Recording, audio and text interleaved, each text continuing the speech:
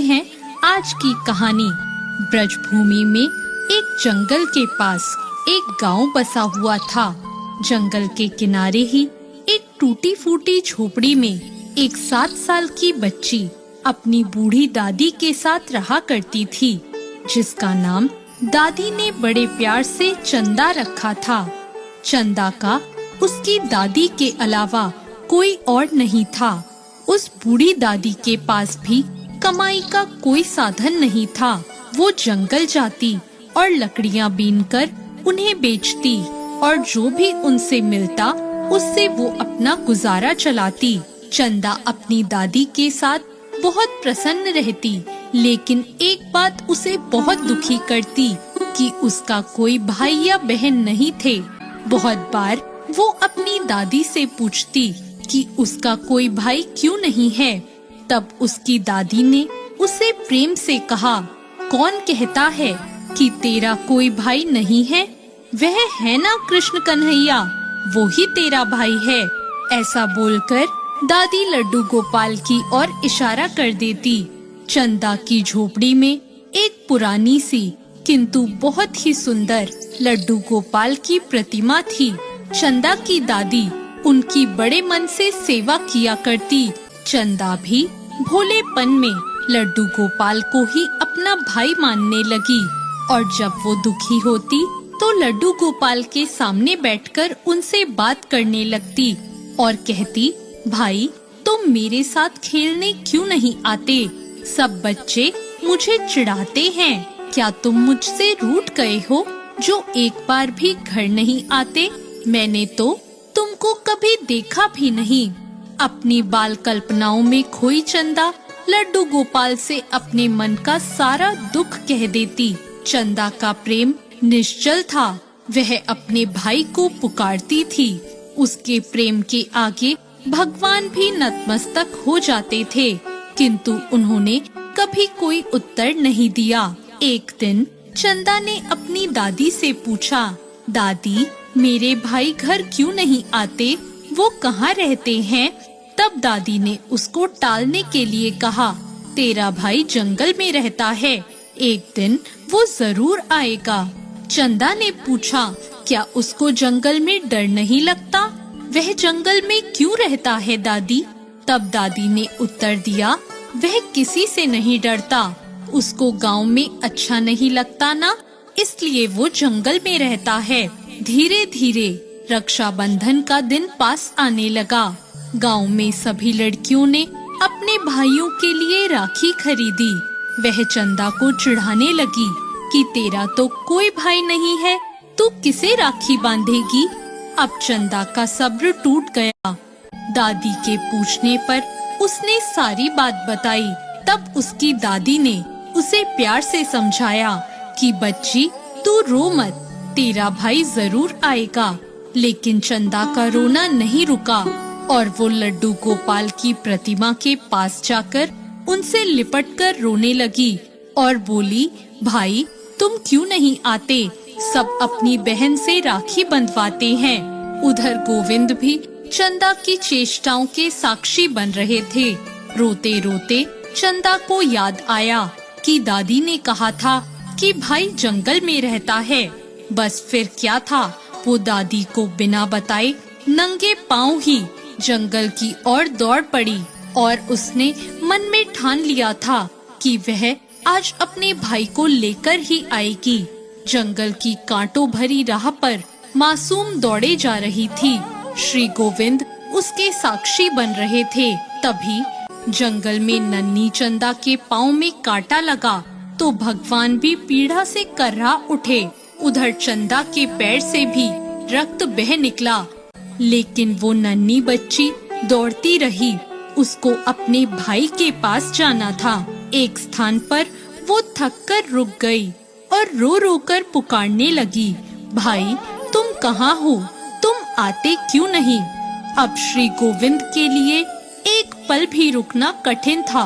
वह तुरंत उठे और एक 11-12 वर्ष के सुंदर बालक का रूप धारण करके चंदा के पास आ गए। उधर चंदा थक कर बैठ गई थी और सिर झुकाकर रोए जा रही थी। तभी उसके सिर पर किसी ने हाथ रखा और एक आवाज सुनाई दी, मैं आ गया मेरी बहन, अब तू मत रो। चंदा ने सर उठाकर देखा और पूछा, क्या तुम मेरे भाई हो? तब उसे उत्तर मिला, हाँ चंदा, मैं ही तुम्हारा भाई हूँ। यह सुनते ही चंदा अपने भाई से लिपट गई और फूट फूट कर रोने लगी। और तब भक्त और भगवान के बीच की भक्ति भाव का एक अनूठा दृश्य उत्पन्न हुआ। भगवान वहीं धरती पर बैठ गए और उन्होंने नन्ही चंदा के कोमल पैरों को अपने हाथ में लिया और उन्हें प्रेम से देखा। वो बड़ा ही अद्भुत दृश्य था। बहन भाई को पाने की प्रसन्नता में रो रही थी और भगवान भक्त के कष्ट को देखकर रो रहे थे।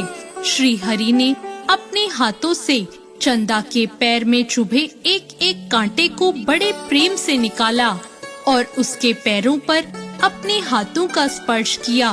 पल भर में सभी कष्ट दूर हो गए। चंदा बोली, भाई तुम घर चलो, कल रक्षाबंधन है, मैं भी तुम्हें राखी बांधूंगी।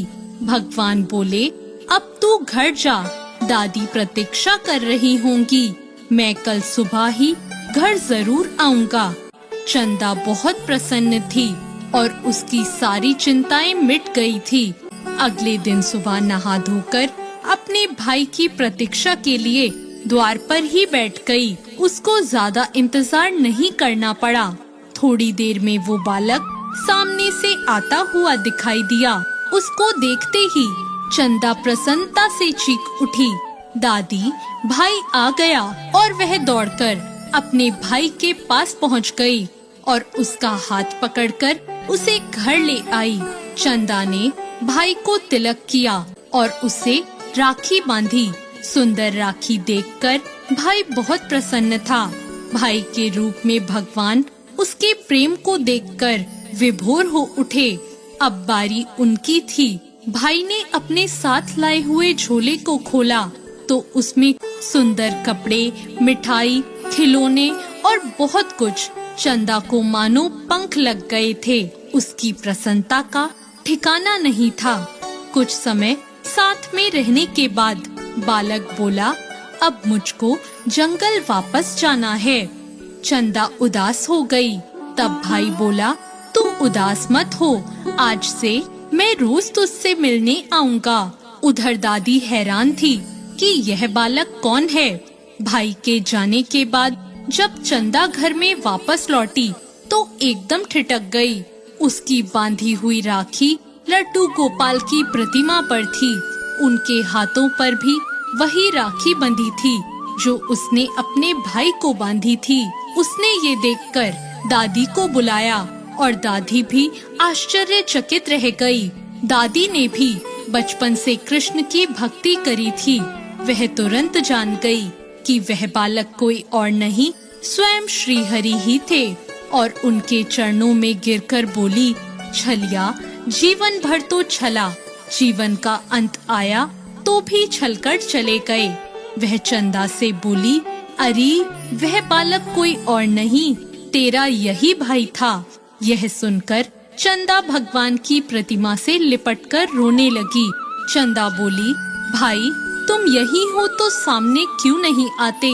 दादी पोती का निर्मल प्रेम ऐसा था कि भगवान फिर से प्रकट हो गए और बोले, चंदा, हाँ मैं ही तुम्हारा भाई हूँ। तुमने मुझको पुकारा तो मुझे आना पड़ा और मैं कैसे नहीं आता। जो लोग ढोंग दिखावा पाखंड रचते हैं मैं उनसे बहुत दूर रहता हूँ, किंतु जब कोई सच्चा भक्त मुझे प्रेम से पुकारता है तो मुझे आना ही पड़ता है। भगवान और भक्त की प्रेम लीला चल रही थी। दादी भी तो भगवान में लीन हो चुकी थी और उसके बाद चंदा और उसकी दादी को गांव में किसी ने नहीं देखा। कोई नहीं जान पाया कि आखिर दादी पोती कहाँ चले गए। प्रभु की लीला प्रभु ही जाने।